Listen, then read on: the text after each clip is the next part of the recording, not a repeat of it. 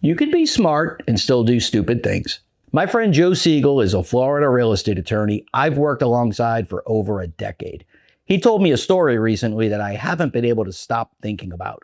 I asked his permission to share it, and he said go ahead, because he wants people to hear it. And I actually had a friend recently who died, who he had a will, had everything set up, but he had an episode a few months before he died, and he completely just obliterated his will. So now everything's passing exactly the way he did not intend originally for it to pass. Right. That story has stayed with me since the first time Joe told it, because that man did everything right. He had a will, his family knew about it, he thought about what he wanted and made sure it was documented. And then, at some point, for reasons that are nobody's business but his own, he sat down with that will and went through it, crossed things out, wrote in the margins, made changes that reflected what he actually wanted at that point in his life. He thought he was updating his will. He wasn't. In Florida, you cannot update a will with a pen. Every change has to be witnessed and signed all over again, with the same legal formality as the original. What he actually did was call the entire document into question. By the time it got to probate, nobody could say with certainty what he intended. And so the court made that determination for him. Everything passed in a way he never would have chosen. Joe lost a friend, and that friend's family lost what he actually wanted to leave them. Not because he didn't plan, but because nobody told him that the plan he thought he had wasn't the plan he actually had. That is the probate fallacy. And it's the most widespread misconception I encounter my entire career. People believe genuinely, confidently believe that having a will means their family stays out of court. It doesn't. And today, I'm going to show you exactly what probate costs and why a will guarantees it rather than prevents it, and what you can do right now to actually keep your family out of the courtroom. I'm Tom McNamara, Florida Real Estate Insider. This is video 6 in our series of the 6 ways good people accidentally wreck their kids' inheritance. If you're just joining us, go back and watch videos 1 through 5 first. The links are in the description. And hit subscribe and ring that bell. We've got 2 more videos after this one, and you'll need both of them. As always, I am not your attorney, and this is not legal advice. Everything I tell you today is the beginning of your education. A qualified real estate attorney licensed in your state is the end of it. Are we good? All right, let's go. Let's start with the misconception itself, because it's so deeply embedded in how people think about estate planning that I want to address it head on before we talk about anything else. Most people believe that there are 2 kinds of people who have a will and people who don't. And they believe that the people with a will have their affairs in order, and the people without one are leaving a mess behind. It's not how it works. Here's how it actually works. There are 2 kinds of estates, ones that go through probate and ones that don't. A will does not keep you out of probate. A will is a set of instructions for the probate judge. It tells the court what you wanted done with your assets. The court still has to process it, validate it, notify creditors, manage the timeline, and supervise the distribution. Every single step of that process happens inside the probate system. Having a will just means you get to tell the judge what you wanted. Without one, the state of Florida decides for you. Either way, you're going to probate. I want you to hear this directly from Joe, because he explains it in a way that cuts right through the confusion. Yeah, a lot of people have that misconception. Well, I've got a will, so I won't have probate. There's 2 probates. One is it's called intestate or testate. Intestate means you didn't have a will. So in that case, the Florida legislature has written your will for you, and it assumes you're going to give your property to these people, and if not those people, then these people, and it goes through the There's a hierarchy of order. Right. But if you wrote your own will, that's telling the court, no, I don't want to do what the state's doing. I want to do what I want to do. And I actually had a friend recently who died, who he had a will, had everything set up, but he had an episode a few months before he died, and he completely just obliterated his will. So now everything's passing exactly the way he did not intend originally for it to pass. Right. So, just having a will doesn't bypass probate at all. It actually just gives the judge directions, instructions of, okay, this is where everything's supposed to go. Exactly right. A will is not a bypass.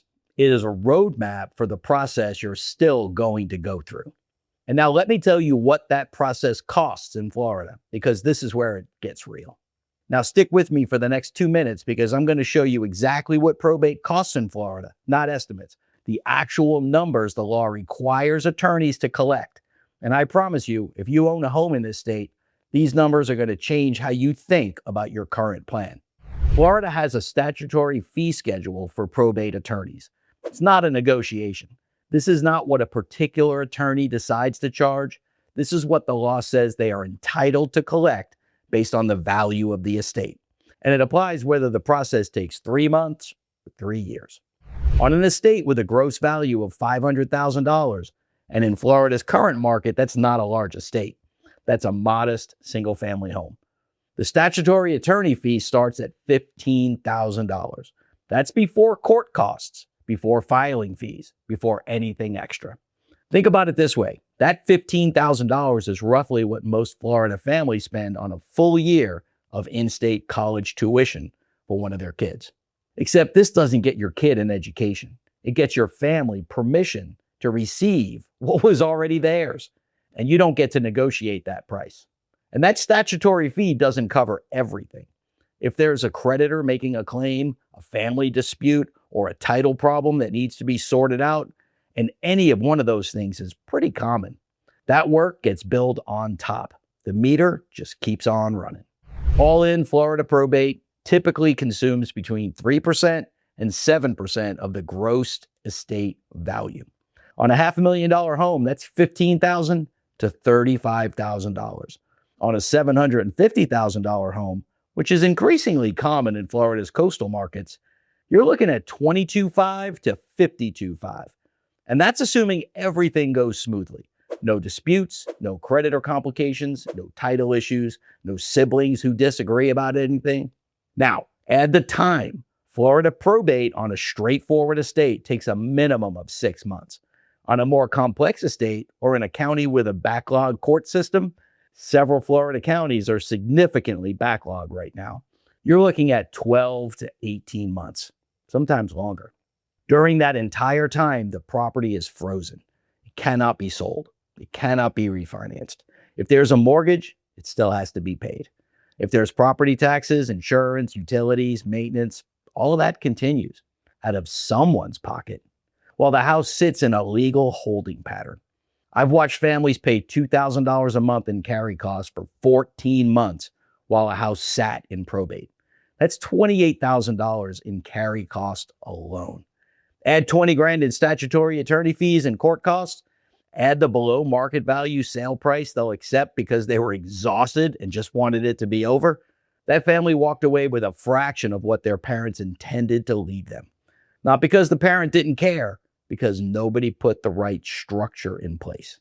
And that's where things go smoothly. Here's what Joe sees when they don't. I've had it where everything went through the probate, everything was fine, and then all the kids inherited the same house. You had 4 kids now own mom and dad's property together, and they start fighting then. Maybe the market dropped during the probate and now it's not worth as much as it was then. Well, now the brother is going to sue the sister saying that, well, as their executor, you didn't do things fast enough and you caused us to lose money. So now you have to make up the money that I lost because it took you so long to probate. I mean, they'll fight over anything. That is probate working exactly as designed and still destroying a family. The court did its job. The estate was distributed. And then the fighting started anyway. Because probate is slow, the market moved, and now someone needs someone to blame. That is a lawsuit inside a probate, inside a family that used to get along just fine.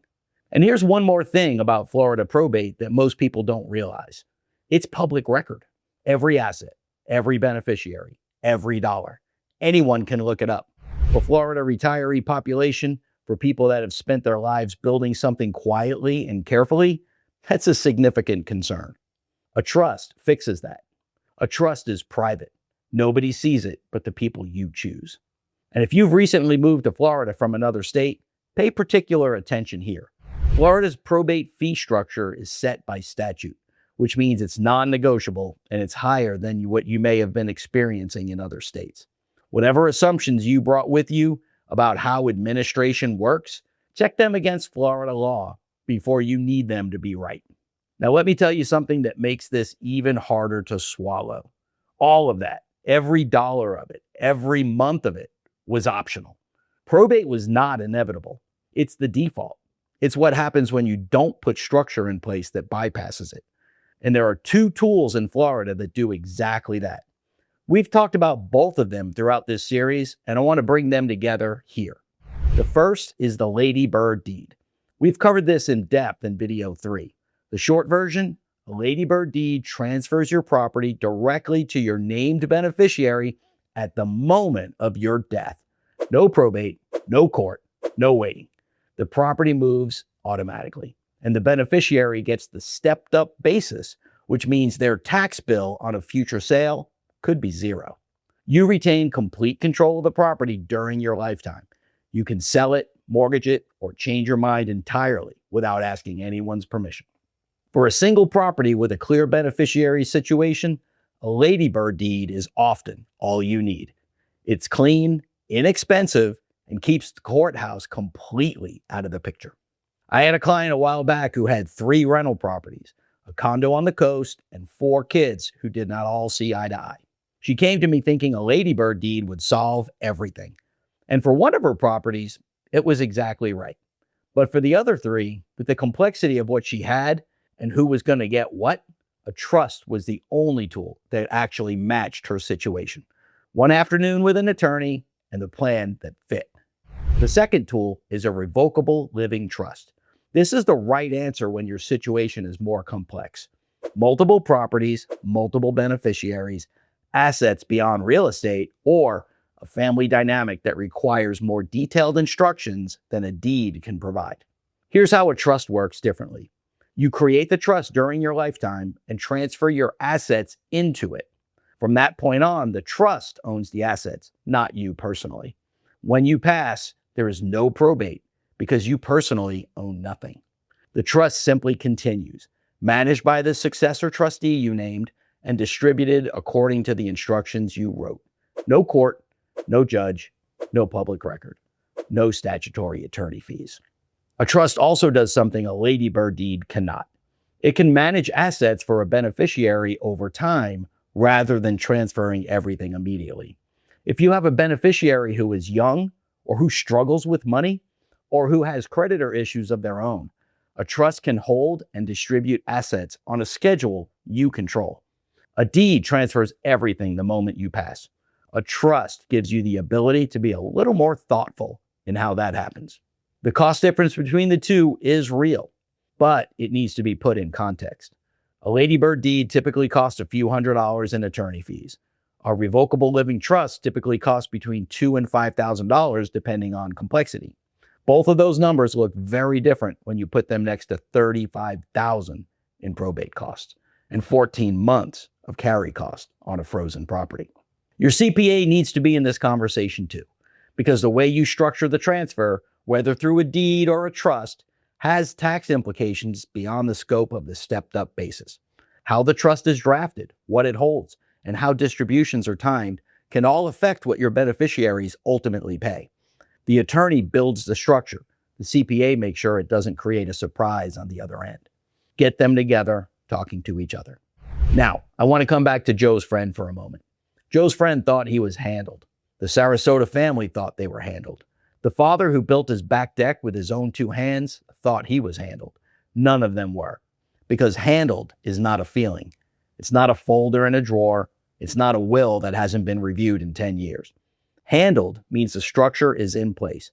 The documents are signed correctly. The attorney and CPA and the financial planner have all seen the same picture and signed off on it together. That's handled.